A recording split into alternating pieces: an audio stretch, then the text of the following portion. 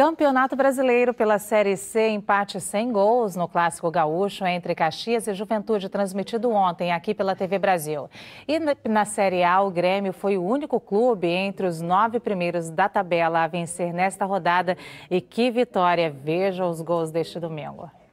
Em Curitiba, na Arena da Baixada, jogaram o Atlético Paranaense e Sport. No primeiro tempo, aos 15 minutos, Marlone fez Sport 1-0. E no finalzinho do segundo tempo, já nos acréscimos, Vilches empatou o jogo. Na final, Atlético Paranaense 1, Sport também 1.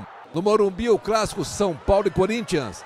No primeiro tempo, aos 20 minutos, Luciano fez 1-0 para o Corinthians. Na segunda etapa, logo aos 2 minutos, Luiz Fabiano empatou para o São Paulo. Placar final, São Paulo 1, Corinthians 1. No Mineirão, jogaram Cruzeiro e Palmeiras. Aos 4 minutos do primeiro tempo, Alisson fez Cruzeiro 1-0. Na segunda etapa, Cristaldo empatou o jogo 1-1.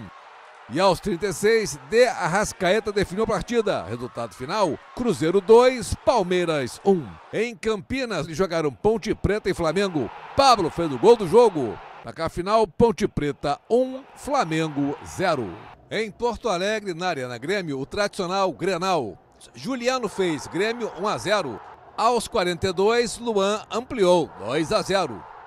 No início da segunda etapa, Luan fez o segundo dele. No placar, Grêmio 3-0.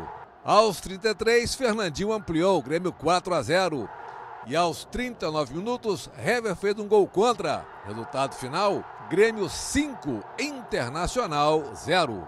E na Arena Condá, jogaram Chapecoense e Figueirense. Aos 4 minutos do segundo tempo, Bruno Rangel fez Chapecoense 1-0. Aos 11, Thiago Luiz ampliou 2-0. Dudu reduziu para o Figueirense. E aos 43, Marcão empatou o jogo. Placar final, Chapecoense 2, Figueirense também 2. A rodada teve 2 empates sem gols. Vasco e Joinville no Maracanã e Goiás e Atlético Mineiro no Serra Dourada, em Goiânia. Márcio Guedes, boa tarde. Boa tarde, Luciana. Márcio, essa rodada foi importante, né? Marcante, mas mais marcante ainda é o show que os nossos atletas estão dando no Parapan, não, Márcio? Né? Sempre emociona muito, né? Porque eles são guerreiros, né? E o Brasil, particularmente, tem sempre uma participação muito boa, investe muito no tema, né? Que é muito bom. A gente está conseguindo muita medalha, né? Na liderança, na frente do Canadá, né? Na frente do Canadá, que é o time anfitrião, que se preparou muito bem, não só para os recentes jogos pan-americanos, como também para a Olimpíada. Então é um sucesso, é um prazer a gente ver esse pessoal todo tendo um sentido bacana para a vida deles, né? Mas o marcante da rodada do Brasileirão foi a goleada. Marcante do lado negativo para o Inter, para o Colorado, né? 5-0, não sei quantos anos, né, que isso acontecia. E o Inter paga o preço por uma administração equivocada, que foi mal na Libertadores, abandonou o time no Brasileiro, mandou embora o técnico Diego Aguirre no meio da semana, está agora com um técnico provisório, o Helmas, e a coisa degringolou. Acho que tem jogadores lá que estão atuando sem a garra que o time exige. Acabou que facilitou e perdeu de 5-0 para o Grêmio, está marcado na história e deve precipitar uma crise muito séria no Internacional, talvez com repercussões até na área política da direção do clube. Ô, Márcio, fala. Pode falar. Não, eu ia falar agora do G4, eu ia falar ali do Corinthians, do Atlético. O G4 ficou meio imóvel, porque os times não foram bem. O Atlético não passou de um empate com o Goiás, né? O Corinthians empatou com o São Paulo. O Grêmio foi novidade, porque o Grêmio entrou no G4 em terceiro lugar na frente do Fluminense, que por sua vez, com o Ronaldinho e tudo, perdeu para o Avaí, não é? Então os times estão na frente, não foram tão bem assim. O Palmeiras não conseguiu entrar no G4, né? Perdeu seu jogo para o Cruzeiro.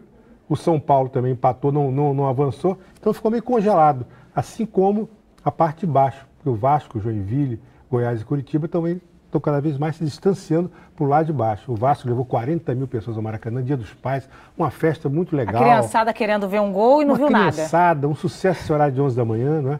Apesar de certo calor no Rio de Janeiro, mas o Vasco muito mal, perdendo gols incríveis e mais uma atuação pífia e um 0-0 que deixa a torcida preocupadíssima em relação ao ano que vem.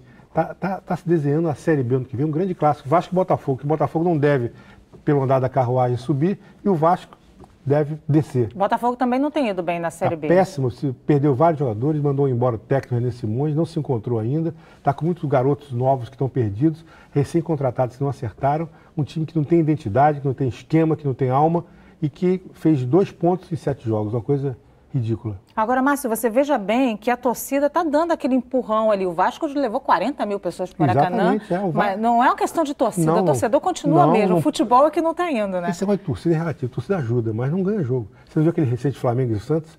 Torcida recorde do Maracanã, mas o Flamengo acabou entregando o ouro, deixando o Santos empatar. Agora o Vasco não ganhou do Joinville. A torcida ajuda muito, é ótimo jogar em casa com a torcida, mas você tem que ter um time minimamente preparado para ganhar o jogo, senão não adianta, entendeu? Falando em Flamengo, né? Falando em Flamengo, o Flamengo decepcionou. Primeiro jogo que o Guerreiro não ganhou, jogou mal, perdeu 2 gols pelo menos. E a Ponte Preta, sem jogar um grande futebol, aproveitou a bola do jogo, uma bola confusa, bateu num, bateu no outro. Pablo acabou sendo considerado o autor desse gol. Mérito da Macaca, né? E a Macaca não perde o Flamengo desde a década de 90. É uma escrita que tem, curiosa, né? O Flamengo não ganha da Ponte Preta. Tá certo. Márcio, muito obrigada. Bom começo de semana para você. Você também.